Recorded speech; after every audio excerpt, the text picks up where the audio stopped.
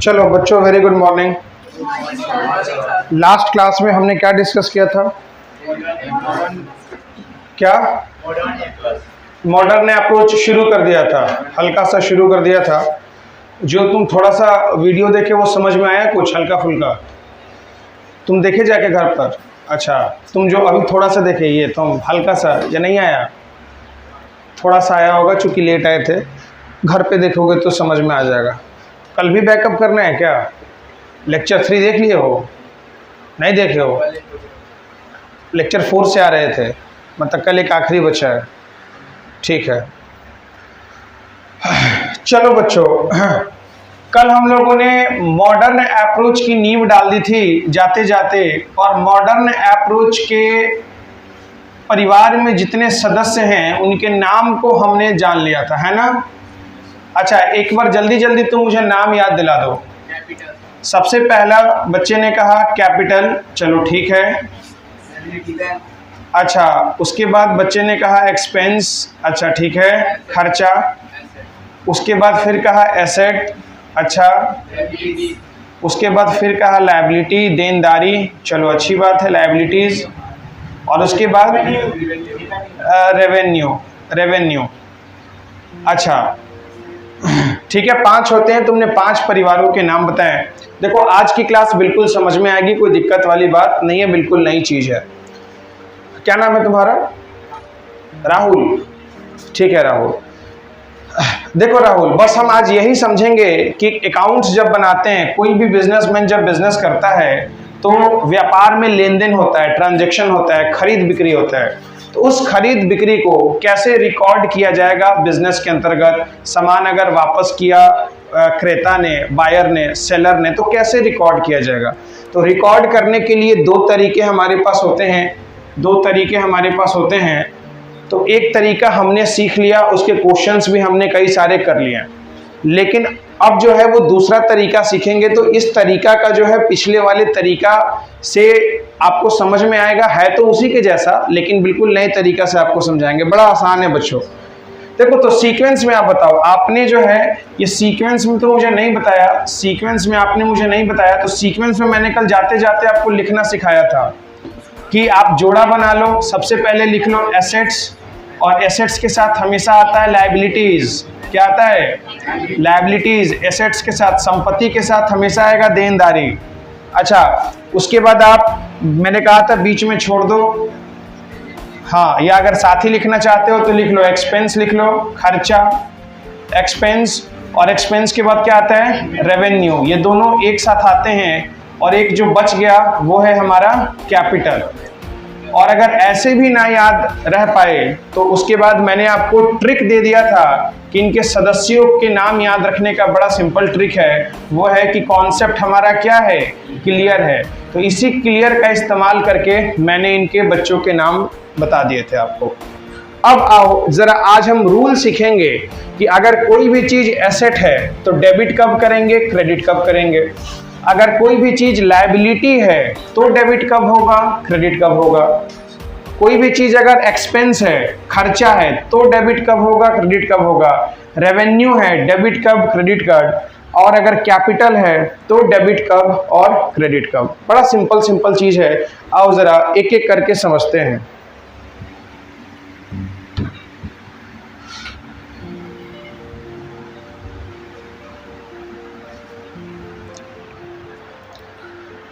तो इस टॉपिक का मैं क्या नाम दूंगा? Rules of debit and credit. Rules of debit and credit according to modern approach.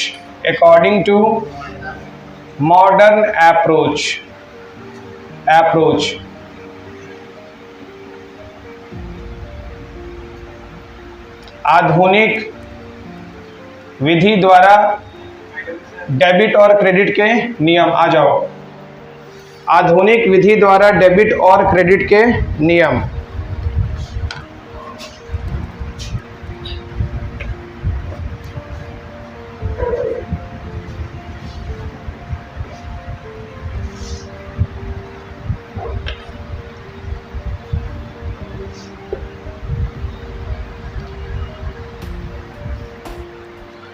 चलो, इसमें सबसे पहला जो है हमारे पास जिसको हमने टारगेट किया वो है एसेट। एसेट्स, संपत्ति। एसेट को हिंदी में क्या कहते हैं? संपत्ति। अब या तो देखो, अगर मैं आपकी बात करूं, मेरी बात करूं, तो हम दोनों के जीवन में दो तरह की चीजें हो सकती हैं। या तो इंसान की संपत्ति बढ़ती है या घटती है। ऐसा होता है क्या? जब आप भी पैसा कमाओगे तो क्या करोगे? उसको निवेश करोगे। निवेश करोगे तो तुम क्या अर्जित करोगे? संपत्ति अर्जित करोगे। देखना, जो लोग पैसे बहुत कमाते हैं संपत्ति खरीदते हैं कि नहीं? जमीन खरीदेंगे, मकान बनाएंगे, 1 मंजिला, 2 मंजिला, 3 मंजिला, 4 मंजिला। तो संपत्ति के साथ दो चीजें हो सकती हैं। या तो संपत्ति के साथ दो चीजें हो सकती हैं। या तो संपत्ति इंक्रीज करेगा, या तो संपत्ति इंक्रीज करेगा मतलब बढ़ेगा, या फिर संपत्ति डिक्रीज करेगा। क्या करेगा? डिक्रीज करेगा मतलब घटेगा। तो जब भी आपको संपत्ति बढ़ती हुई नजर आएगी, जब भी आपको संपत्ति बढ़ती हुई नजर आएगी, तो आपको उसको हमेशा करना है क्या? डेबिट। हमेशा क्या करना है? डेबिट। और जब भी आपको संपत्ति घटती हुई नजर आएगी, तो हमेशा आपको उसको क्या करना है? क्रेडिट। अब मैं तुमको बताऊंगा कि मैंने जोड़ा क्यों बनवाया था, कि आपको बिल्कुल आसानी से चीजें याद हो जाएं। अच्छा, एसेट्स के साथ मैंने तुमको क्या बताया, हम क्या पढ़ेंगे? लगे हाथ एसेट्स के साथ लायबिलिटीज। एसेट्स और लायबिलिटीज दोनों एक साथ आपको चलाने हैं। तो 2 नंबर में मैं लिख देता हूं क्या? लायबिलिटीज, देनदारी। अच्छा बच्चों, तो जिस तरीके से इंसान की एसेट्स, संपत्ति में या तो इजाफा होता है, बढ़ोतरी होती है, या गिरावट होती है, उसी तरीके से इंसान की देनदारी, उसकी लायबिलिटी भी तो बढ़ती और घटती है। आपने कर्ज ज्यादा ले लिया तो आपकी लायबिलिटी बढ़ गई। आपने कर्ज चुका दिया, आपकी लायबिलिटी क्या हुई? कम हो गई, घट गई। आपने माल उधार पर खरीद लिया तो आपके लिए देनदारी बन गई। आपके लिए क्या बन गई? देनदारी बन गई। आपने उधार वाला पैसा चुका दिया, आपकी देनदारी कम हो गई। थोड़ा पैसा दिया तो भी कम हो गई, और उधार ले लिया, बढ़ गई। तो देनदारी के साथ, लायबिलिटी के साथ भी बच्चों 2 तरह की चीजें हो सकती हैं। या तो लायबिलिटी हमारा ये भी बढ़ेगा, या तो लायबिलिटी हमारा बढ़ेगा, या हमारा लायबिलिटी क्या होगा? घटेगा। लायबिलिटी क्या होगा? घटेगा। अच्छा चलो, अब तुम मुझे एक बात बताओ, कल को तुम पैसा कमाओगे और इन चारों परिस्थिति में कब हंसोगे, कब मुस्कुराओगे और कब नाराज होगे? सबसे पहली बात, एसेट्स के घटने पर तुम नाराज होगे या हंसोगे? तुम्हारा संपत्ति कम हो गया, क्या करोगे? हिमांशु क्या करोगे? हिमालय, संपत्ति कम हो गया, जमीन बेच दिया तुम्हारे चाचा जमीन बेच दिए, क्या करोगे? हंसोगे, मुस्कुराओगे या नाराज होगे? नाराज होगे। तो यहां पर तुम हो गए क्या? नाराज। अच्छा, तुम्हारी संपत्ति बढ़ गई, बुर्ज खलीफा में तुम्हारे पिताजी तुम्हारे लिए फ्लैट खरीद दिए कि अब वहीं से ऑनलाइन क्लास करना आशुतोष सर की। अब क्या करोगे? हंसोगे। हंसोगे, बहुत सही बात है, बिल्कुल सही बात है।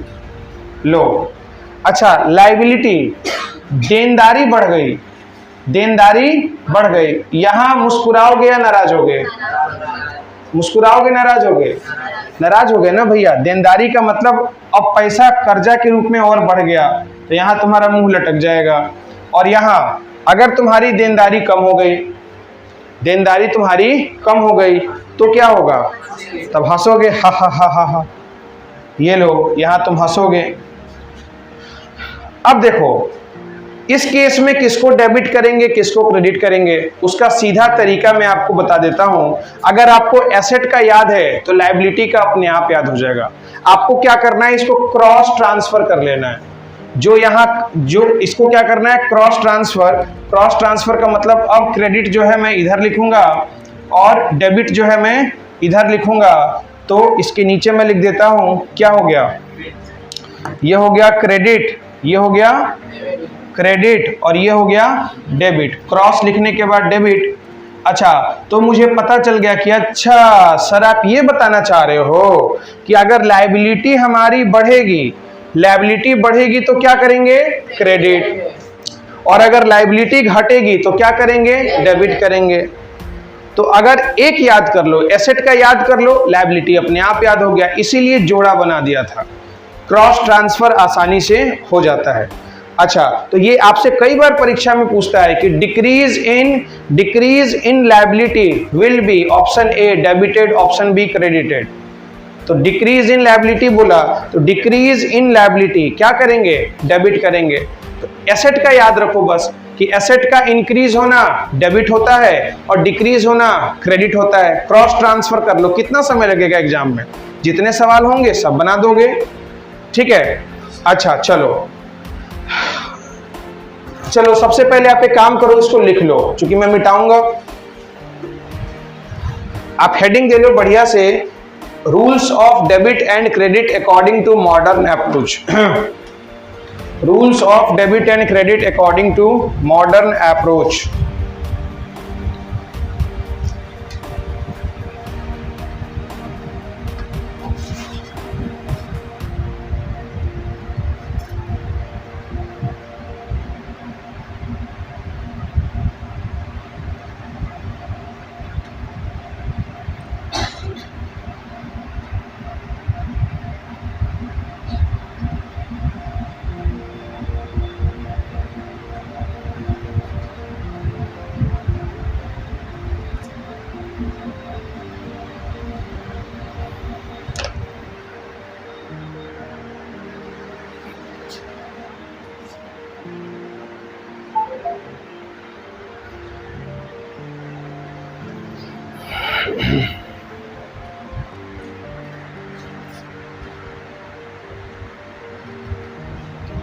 बढ़िया से स्पेशियस लिखना।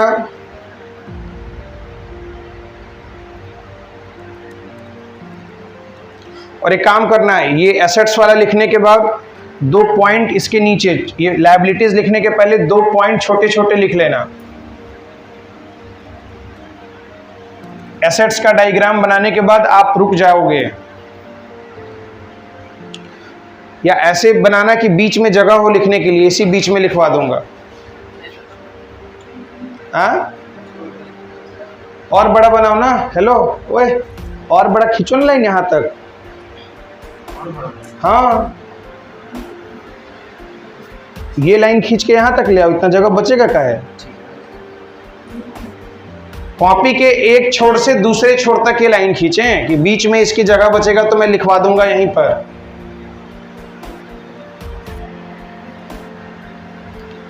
हेलो गुड़िया, भैया कंजूस, यहां तक कर लेना। सर यहाँ पे जगह छोड़ दीजिए।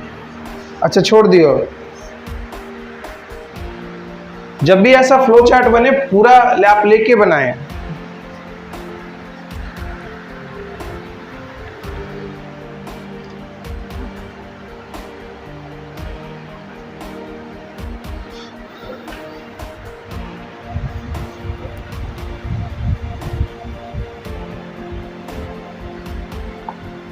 चलो पहले इसमें लिख लो, ये बना लिए। चलो इसमें लिखो पहले पॉइंट में, अगर इन दोनों के बीच में जिसकी जगह है वो यहीं घुसा लो पॉइंट्स। लिखो पहला, इंक्रीज इन एसेट्स, हिंदी में भी बोल देंगे, इंग्लिश में भी लिखो। Increase in assets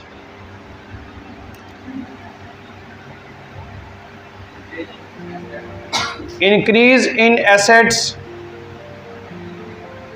will B, क्या होगा, विल बी, हाँ डेबिटेड, विल बी डेबिटेड।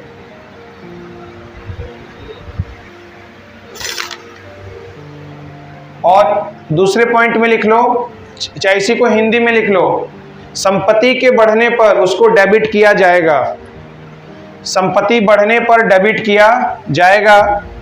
और दूसरा लिख लो, decrease in, yes decrease in assets, हाँ will be credited, will be credited. लो, और संपत्ति के घटने पर, संपत्ति घटने पर क्या किया जाएगा, क्रेडिट किया जाएगा।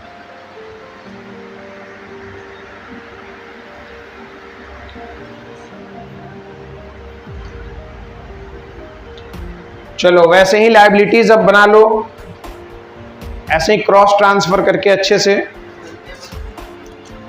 हाँ,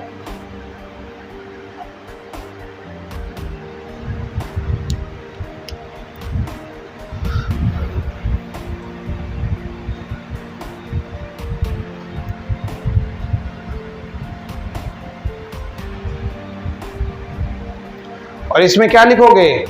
increase in liability will be credited और decrease in liability will be debited.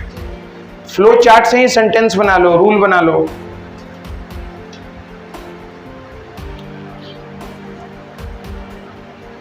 टेंटन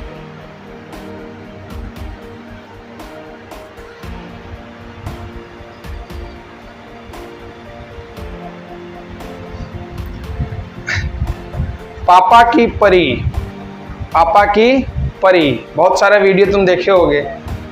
पापा की परी ने फिर एक बहुत अच्छा कमाल किया है मुंबई शहर के अंदर। वो कमाल ये किया है पापा की परी ने कि पापा की परी मैगी बनाई, बढ़िया से 2 मिनट वाला मैगी। सुन लो, न्यूज़ है। पापा की परी मैगी बनाई, सामने टेलीविज़न चल रहा था, बढ़िया से मैगी लेकर के आई प्लेट में, और वह दांत वाला चम्मच जिससे लगा लगा के खींचा जाता है चेहरा को, मैगी को। अब पापा की परी को क्या हुआ कि सॉस खाने का मन हुआ। क्या मन हुआ? सॉस, केचप, कि मैगी में ललका वाला जो आता है केचप, उसको मिला के खाया जाए। सामने पापा की परी टीवी देख रही है, मैगी हाथ में, केचप खाने का मन किया। टीवी से ध्यान हटा नहीं, बगल से केचप जैसा कुछ पाउच था, उसको उठाया, मैगी में ऐसे डाला, टीवी की तरफ ही देख रही है अभी भी, और उसको मिला लिया, और पापा की परी उस मैगी को स्वाद लेके खा गई। और कुछ देर के बाद पापा की परी मर गई, निकल ली। तफ्तीश में पता चला कि बगल में जो उसने सॉस समझ के मिलाया था मैगी में, वो सॉस नहीं, वो चूहे मारने की दवा थी। चूहे मारने की दवा थी, जहर थी, जहर मिला के खा गई, सस्ती मौत, मर गई। इसलिए टेलीविज़न देखते वक्त माइंड को एक्टिव रखें। खैर अब के बच्चे तो शायद नहीं देखते होंगे टेलीविज़न, जमाना गया, लेकिन फिर भी इसलिए मैगी खाते वक्त ध्यान रखना है। चलो लिखो लायबिलिटीज वाला।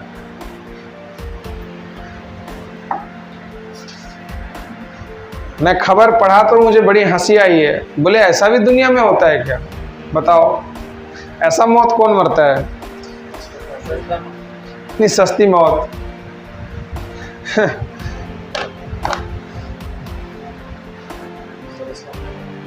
हाँ, इसका लिखो ना, देखो ना, देखो, increase in liability will be credited और decrease in liability will be debited. देनदारी के बढ़ने पर क्रेडिट किया जाएगा, देनदारी बढ़ने पर क्रेडिट किया जाएगा, देनदारी घटने पर डेबिट किया जाएगा।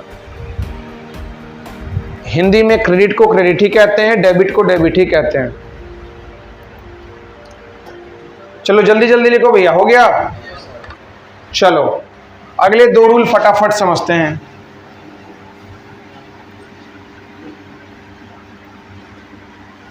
बस ये चैप्टर ऑलमोस्ट एंडिंग पर ही है।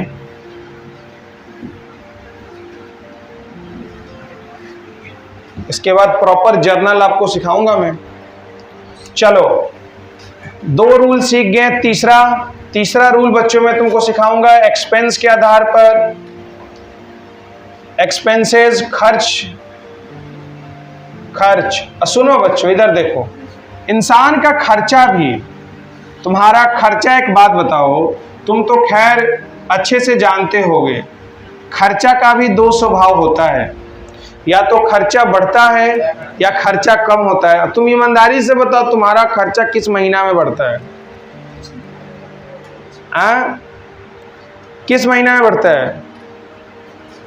जो बच्चे ठीक हैं उनके लिए तो कोई दिक्कत नहीं है, लेकिन जो बच्चे रणवीर सिंह टाइप बनना चाहते हैं एक ही बार में, उनका खर्चा फरवरी महीने में बढ़ जाता है, क्योंकि अंग्रेजों द्वारा एक त्यौहार लॉन्च कर दिया गया है बेवजह का, फिजूल का, जिसको क्या कहते हैं? Valentine day. कौन day? Valentine week, Valentine week. तो इस वीक में क्या होता है, जिसको कोई काम नहीं है वो टेडी डे मनाता है। कौन सा day? Teddy day, chocolate day, पता नहीं कौन कौन सा डे। तो मैं कुछ विद्यार्थियों को देखता हूँ बड़ी उत्सुकता में रहते हैं कि चलो अब कुछ मौका मिला ये हफ्ता में, फिर भी होता जाता कुछ है नहीं।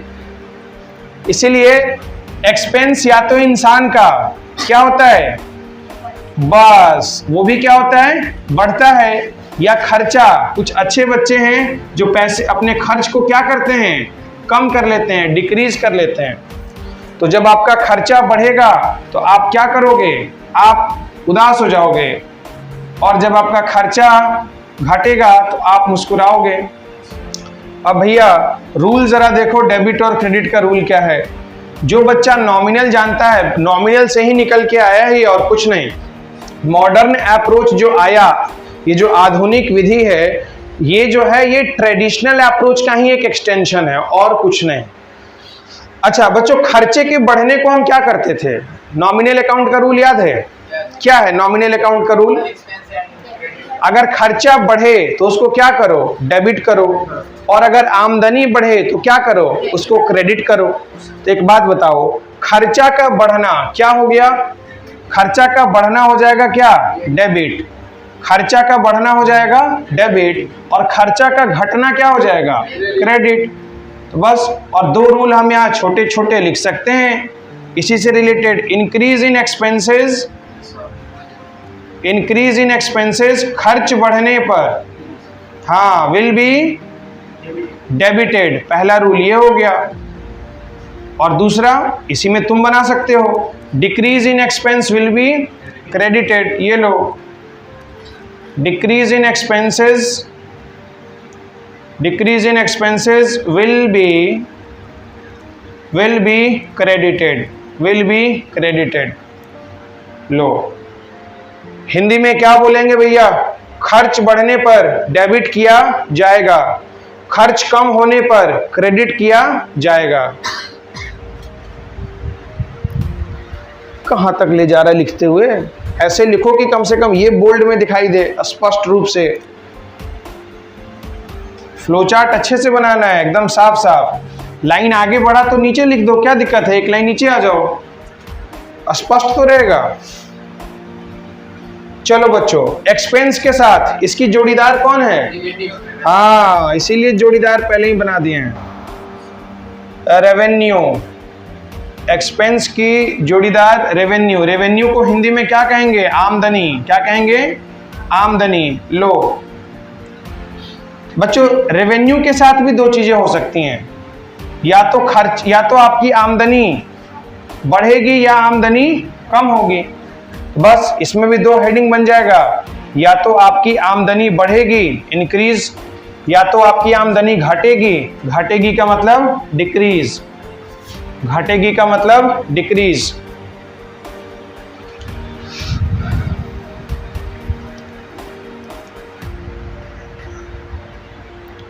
मुश्किल तो नहीं लग रहा?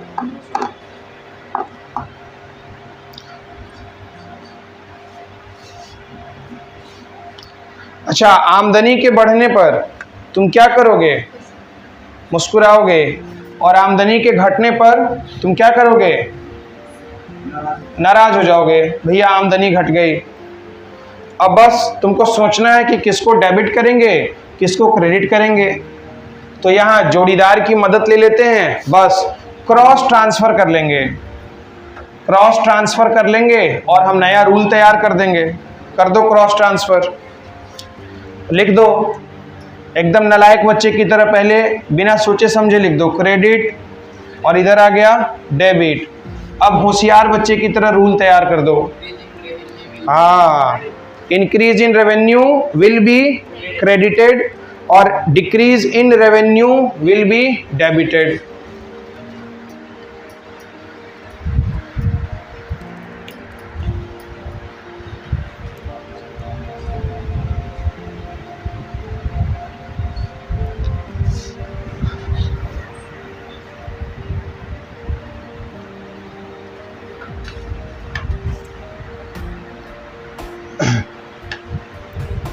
अगर इसके बाद भी भूल जाओगे तो सोचो तुम्हारा क्या होगा फिर। ये तो सबसे आसान तरीका है कि मैं तुमको याद करवा दिया। एसेट याद कर लिए तो लायबिलिटी खुद याद हो गया, एक्सपेंस याद करने की जरूरत ही नहीं है, नॉमिनल का रूल ही याद है। डेबिट ऑल एक्सपेंसेस, तो भैया खर्चा बढ़ा तो क्या कर दिया, डेबिट उल्टा क्रेडिट, क्रॉस ट्रांसफर किया तो रेवेन्यू का भी रूल याद हो गया मॉडर्न से। अब एक आखिरी बच गया, उसको भी देख लेते हैं, कैपिटल। इसीलिए मैंने पेयरिंग कर दी थी कि आपके लिए आसान हो जाए चीजें। चलो 2 रूल लिख लिए इसमें, चलो 2 रूल लिखो भैया फटाफट, भी लिख ही रहा है, लिख लिया रूल। अपने से लिखो, अब दिमाग चलाना शुरू करो। चलो ऊपर वाला मिटाता हूं, आखिरी बच गया बेचारा एक लौता।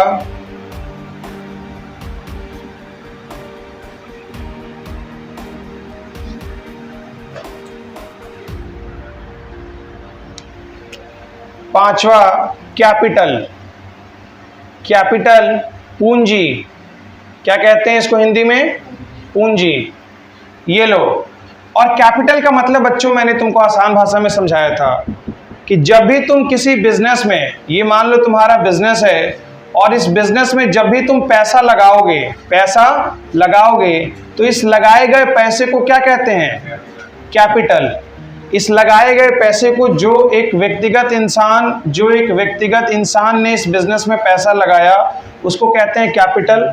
और जब ये पैसा कई बार बिजनेस से निकाल भी लेता है। अच्छा तुम ऐसा सुनते हो कि कई बार लोग कहता है कि व्यापार इसका ठप हो गया, क्यों, क्योंकि पूंजी खा गया। पूंजी खा गया कि मतलब क्या होता है, पूंज के खा गया नहीं, पूंजी खा गया का मतलब कि जो पैसा व्यापार में लगाया था उसी पैसा को निकाल के खाने लगा। मतलब व्यापार से उसका पूंजी क्या हुआ, कम हो गया। व्यापार से पूंजी कम हो गया।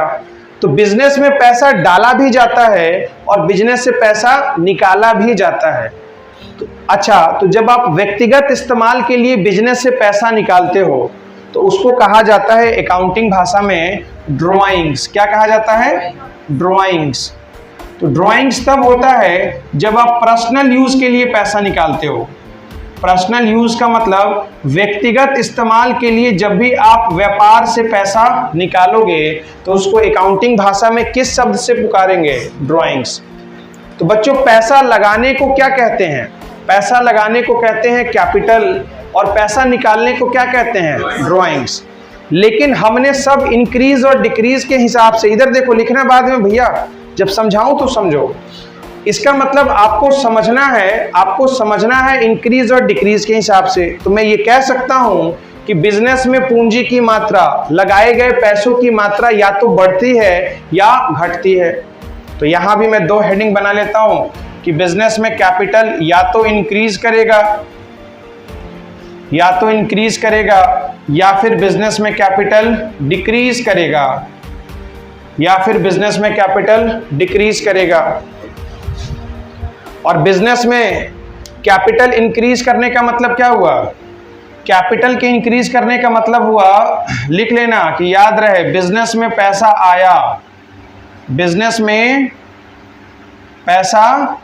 आया,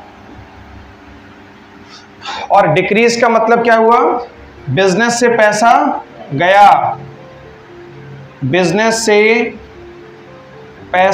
गया। एकदम देहाती भाषा में, एकदम जमीन से जुड़ के अकाउंट पढ़ेंगे, मजा भी आएगा, एक एक चीज क्लियर भी होगा।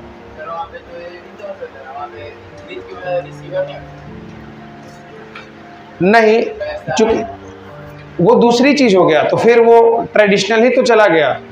तो जो ट्रेडिशनल में हमने पढ़ा है उसको मॉडर्न में चीजें वही हैं लेकिन अलग तरीके से। ठीक है, अब देखो जरा,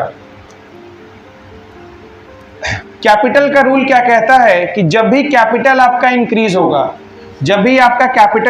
होगा, उसको कर दो क्रेडिट। क्या कर दो, क्रेडिट। और जब भी आपका कैपिटल डिक्रीज होगा, इसको कर दो डेबिट।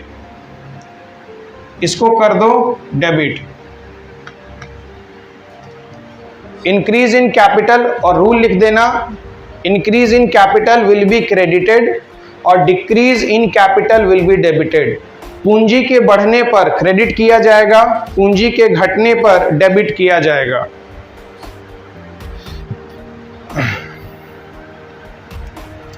मैं लिख सकता हूं आराम से, इंक्रीज इन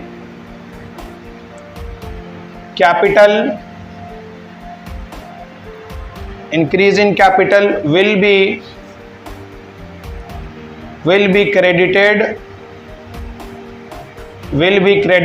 दूसरा, डिक्रीज इन कैपिटल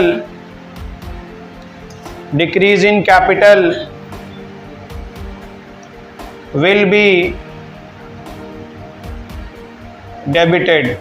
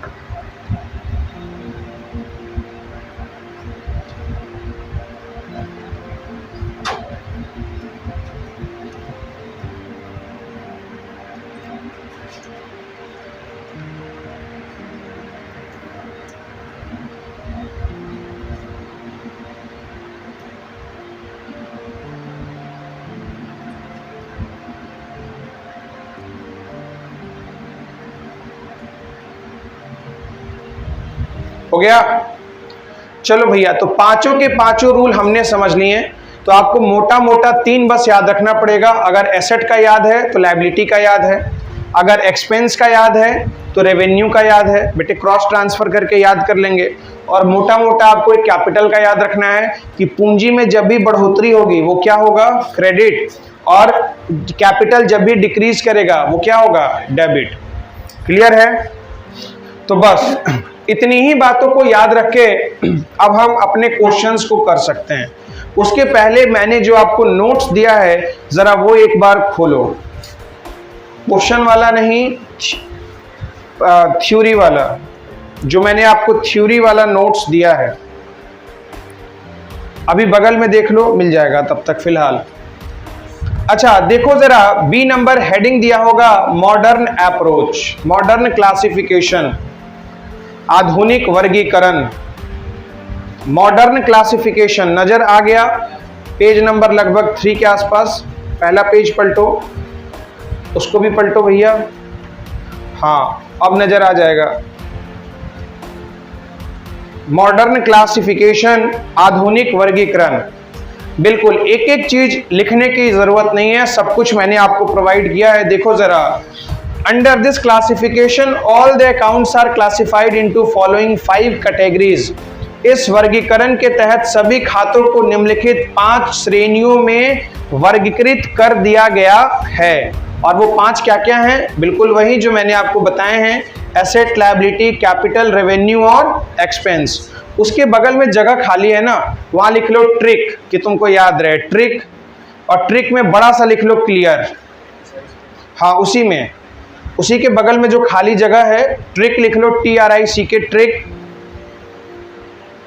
ट्रिक। और इसको याद करने का क्या ट्रिक है, लिख लो कैपिटल में लिखना CLEAR, CLEAR।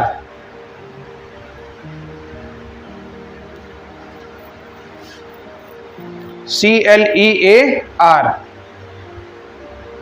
भूलोगे तो नहीं? चलो पेज पलट लो जरा, जरा पेज पलट लो। अब देखो एक एक करके मैंने सबका समझा दिया है। देखो जरा, एसेट अकाउंट, संपत्ति खाते। देखो जरा वही चीज लिखा है, पढ़ो एक बार। Asset account are those account which relate to the economic resource of an enterprises such as land and building, plant machinery, furniture, patent, inventory, bank and cash. संपत्ति खाते वे खाते हैं जो किसी उद्यम के आर्थिक संसाधनों से संबंधित होते हैं। इसको बच्चों सर्कल कर लो तो जरा, which relates to the economic resources of an enterprises, circle करो इसको। which relates to economic resources of an enterprises। Hindi के बच्चे सर्कल कर लें, हिंदी माध्यम के बच्चे, जो किसी उद्यम के आर्थिक संसाधनों से संबंधित होते हैं, जो किसी उद्यम के आर्थिक संसाधनों से संबंधित होते हैं, उसी में करना है। सर्कल का मतलब ऐसे बक्से में डाल लेना है, उसको ऐसे बक्से में डाल लेना है कि उस पर नजर जाए। जो किसी उद्यम के आर्थिक संसाधनों से संबंधित होते हैं, which relates to the economic resources of an enterprises। मतलब जितनी सारी चीजें एसेट होती हैं, लैंड, बिल्डिंग, इन्वेंट्री, मैं आपको जर्नल शुरू करूंगा तो टेबल भी बनवा दूंगा कि कौन कौन सी चीजें एसेट की कैटेगरी में आती हैं, कौन कौन सी चीजें लायबिलिटी, देनदारी की कैटेगरी में आती है, कैपिटल में क्या क्या आएगा। एक पूरा का पूरा लिस्ट तैयार कर दूंगा कि पूरे अकाउंट में तुमको टेंशन ना हो। चलो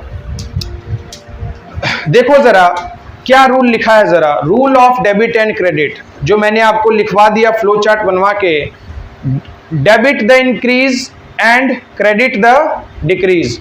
अगर एसेट्स इंक्रीज होता है, क्या लिखवाएं जरा देखो तो, अगर एसेट्स इंक्रीज होता है रूल में जरा देखो, increase in assets will be debited और decrease in assets will be credited. तो ये जितने सारे रूल हैं ये मैंने सब के सब आपको फ्लो चार्ट के माध्यम से, जो नोट्स में नहीं है उसका आपको स्मार्ट वर्जन आपके कॉपी में लिखवा दिया है, ठीक है। जहां से आपके दिमाग में रहे आप उसको डाल लेना। वैसे ही लायबिलिटी में देखो क्या क्या होता है। पहला लाइन लायबिलिटी का, liability account are account of lenders, creditors for goods, outstanding expense. मैं टेबल बनवाऊंगा जिसमें लिखवा दूंगा कि कौन कौन सी चीजें लायबिलिटी होती हैं, आप आसानी से पहचान जाओगे। उसका रूल लिखा है। वैसे ही रेवेन्यू का लिखा है, एक्सपेंस का लिखा है और कैपिटल का लिखा है। कैपिटल पढ़ो तो जरा एक बार, तीसरा नंबर। These are the account of proprietor. Proprietor का मतलब होता है ओनर। प्रोप्राइटर को अंडरलाइन करके उसके ऊपर लिखो ओनर, OWNER, मालिक। प्रोप्राइटर को अंडरलाइन करके उसके ऊपर लिख लो मालिक। Who have invested amount, जिसने बिजनेस में क्या किया है, पैसा खर्चा किया है। पैसा खर्चा किया है हिंदी में भी देखो, ये उन मालिकों या साझेदारों के खाते हैं जिन्होंने व्यवसाय में राशि का निवेश किया है। इसे कैपिटल और ड्राइंग्स अकाउंट, इसमें कैपिटल और ड्राइंग्स अकाउंट दोनों शामिल हैं। It includes both capital and drawings account. भैया ये तो अभी समझाया था ना कि ड्राइंग्स क्या होता है। क्या होता है, जब आप बिजनेस से पैसा निकालते हो उसको क्या कहते हैं, ड्राइंग्स कहते हैं। तो कैपिटल अकाउंट में दोनों ही शामिल कर दिया गया, एक पैसा लगाना भी और पैसा निकालना भी। मतलब ये जो घटना है ना, ये डिक्रीज, इसी को क्या कहते हैं, ड्राइंग्स कहते हैं। ये जो डिक्रीज है, डिक्रीज का मतलब पैसा निकलना, तो यही किसको दर्शा रहा है, ड्राइंग्स को दर्शा रहा है। चलो अच्छा, उसके बाद देखो मैंने लास्ट में एक्सपेंस खाते के नीचे बड़ा अच्छा एक टेबल बना दिया है आपके याद करने के लिए। नोट्स में देखो जरा, सबसे आखिरी में नजर आ रहा है, ये पूरे कॉन्सेप्ट का मैं समरी दे दिया हूं कि आप देखो होता क्या है ना बच्चों, कि जब आप सिलेबस बहुत सारा पढ़ लोगे तो आपको फिर इन डिटेल सब आप रिवाइज नहीं कर पाओगे। एग्जाम के वक्त आप प्रेशर में रहते हो, आपको चाहिए ऐसा नोट्स जो आप एक बार एक चीज पढ़ो और सब कुछ रिवाइज हो जाए। तो इसीलिए मैंने काफी मेहनत से इसको शॉर्ट वर्जन दे दिया। देखो इस टेबल को कैसे पढ़ेंगे, ऐसे एसेट अकाउंट का कॉलम नजर आ रहा है और उधर देखो लिखा होगा ऊपर अकाउंट टू बी डेबिटेड, सबसे टॉप पर अकाउंट टू बी डेबिटेड और उसके बगल में अकाउंट टू बी क्रेडिटेड। खाते जिसको डेबिट करना है, खाते जिसको क्रेडिट करना है। हिंदी में लिखना चाहते हो तो लिख लो भैया, अकाउंट टू बी डेबिटेड का मतलब खाते जिसको डेबिट करना है, लिख लो लिख लो लिख लो, कोई दिक्कत नहीं है। खाते जिसको डेबिट करना है, जो लिखना चाहते हैं, खाते जिसको डेबिट करेंगे, आसान भाषा में खाते जिसको डेबिट करेंगे, और अकाउंट टू बी क्रेडिटेड, खाते जिसको क्रेडिट करेंगे, क्रेडिट करेंगे। तो एकदम हिंदी माध्यम के बच्चों पर मैं दोनों फोकस लेके चल रहा हूं कि आपका सब कुछ बढ़िया चले। अब देखो रूल, देखो जरा, बिल्कुल वही रूल लिखा है। देखो इंक्रीज इन एसेट्स कभी भी पढ़ते कैसे हैं, तो increase in assets will B, फिर ऊपर चले जाओ, डेबिटेड, डेबिट वाला कॉलम पढ़ो, ऐसे ऊपर से नीचे की तरफ आएंगे बच्चों। Increase in assets will be debited, फिर उधर चले जाओ, decrease in assets will be credited. Table पढ़ने का तरीका होता है। ऐसे ही दूसरा पढ़ो तो जरा, हाँ भैया ऐसे चलो, इंक्रीज लिखा है, इंक्रीज के बाद इधर आओ, इधर के बाद फिर ऊपर चले जाओ। तो देखो दूसरा वाला क्या है, डिक्रीज है। देखो अकाउंट टू बी डेबिटेड में क्या लिखा हुआ है, दूसरे में डिक्रीज, तो decrease in liability will be debited. अब उधर आ जाओ, उधर क्या है, अकाउंट टू बी क्रेडिटेड में क्या लिखा है, इंक्रीज, तो increase in liability will be credited. भैया जो मैंने तुमको रूल लिखवाया है उसी को शॉर्ट तरीका से दे दिया है, इसमें कोई दिक्कत वाली बात नहीं है। चलो अगले पेज पर आ जाओ, अगले पेज पर आ जाओ। देखो जरा, it should be noted that an increase in asset is favourable to the firm. आहा, क्या बोला, यह ध्यान दिया जाना चाहिए कि संपत्ति में वृद्धि फर्म के लिए अनुकूल है। मतलब चेहरा आपका क्या होगा, मुस्कुराएगा। वो मुस्कुराने की बात कर रहा है। कब मुस्कुराएगा, जब एसेट्स आपका बढ़ेगा। But N increase in expense में नॉट बी सो, लेकिन अगर आपका खर्चा बढ़ेगा तो ये आपके लिए अच्छी बात नहीं है। Even though in both the cases increase will recorded in the debit side, लेकिन इन दोनों ही परिस्थिति में इंक्रीज को क्या किया गया है, डेबिट किया गया है। देखो कई बच्चा पता है क्या होता है, कई बार बच्चा ये समझ लेता है कि बढ़ने को सिर्फ डेबिट करेंगे, घटने को क्रेडिट करेंगे, या उल्टा, घटने को सिर्फ और सिर्फ क्रेडिट करेंगे, बढ़ने को सिर्फ क्रेडिट करेंगे और घटने को डेबिट करेंगे। तो कभी भी आपको दिमाग में ये कॉन्सेप्ट नहीं रखना कि कब डेबिट, कि इसी परिस्थिति में वो डेबिट होगा और इसी परिस्थिति में क्रेडिट होगा। अगर आप ये पांचों रूल को देखो, तो अगर मैं तुमको ये कहूं कि बढ़ना हमेशा क्या होगा, मैं अगर ये बोल दूं कि बढ़ना बच्चों हमेशा डेबिट होगा, तो गलत बोल दिया, मैंने गलत बोल दिया। मैं ये कहूं कि घटना हमेशा क्रेडिट होगा, घटना हमेशा क्रेडिट होगा या डेबिट होगा, तो भी मैंने गलत बोल दिया। ये पांचों एग्जाम्पल आपको ये बता रहे हैं कि बढ़ना भी डेबिट हो सकता है और घटना भी डेबिट हो सकता है। वही एग्जाम्पल दिया गया कि देखो ना, अगर तुम्हारी संपत्ति बढ़ेगी, एसेट्स, अगर एसेट्स बढ़ेगा तो तुम मुस्कुराओगे, और अगर तुम्हारा एक्सपेंस बढ़ेगा, एक्सपेंस बढ़ेगा तो तुम मुस्कुराओगे नहीं, तुम नाराज हो जाओगे। लेकिन इन दोनों ही केसेस के इंक्रीज में, इन दोनों ही केसेस के इंक्रीज में खाते को हम क्या करते हैं, एसेट्स का इंक्रीज मतलब डेबिट या क्रेडिट, डेबिट। एक्सपेंस का इंक्रीज डेबिट या क्रेडिट, डेबिट। ऐसे एक्सपेंस का इंक्रीज होना का मतलब डेबिट। घर जाके आज इसको अच्छे से देख के आओगे, बढ़िया से रिवाइज करके, ठीक है, कल इसके क्वेश्चंस कराऊंगा।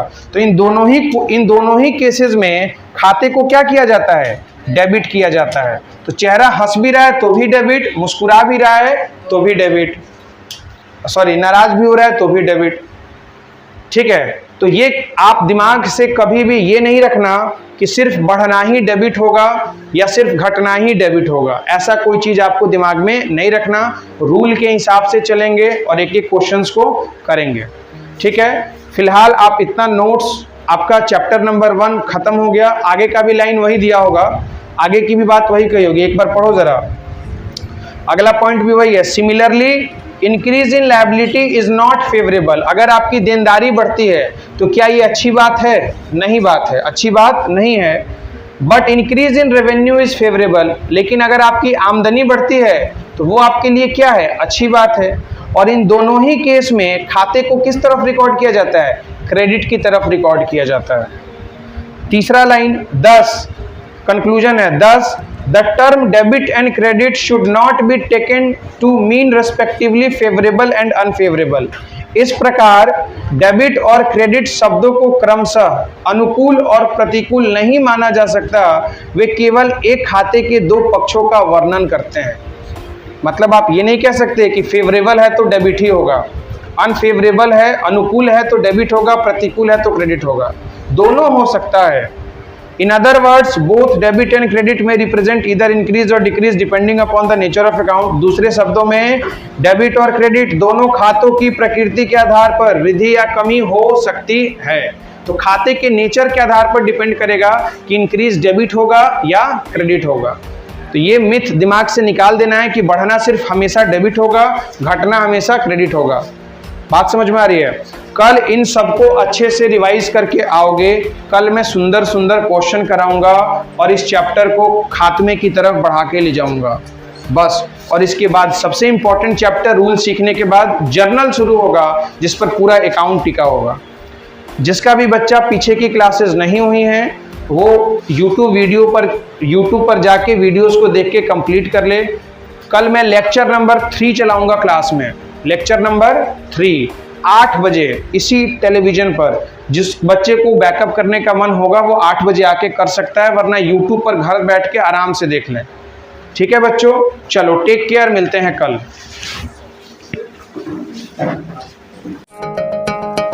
अभी आगाज है तेरा, बहुत कुछ सीखना है, कमर कसनी अभी बाकी है, मुट्ठी भींचना है। अभी आगाज है तेरा, बहुत कुछ सीखना है, कमर कसनी अभी बाकी है, मुट्ठी भींचना है। भले हालात हो कैसे भी बस ये सोच ले तू, यही है जिद यही है रार, बस अब जीतना है। लिखूंगा खुद नई तकदीर अपने हाथ से मैं, रगों में खून के संग इस जुनून को घोल के रख। कसौटी वक्त की है, हौसलों को तोल के रख, जोड़ना है तुझे ऊंचा, परों को खोल के रख।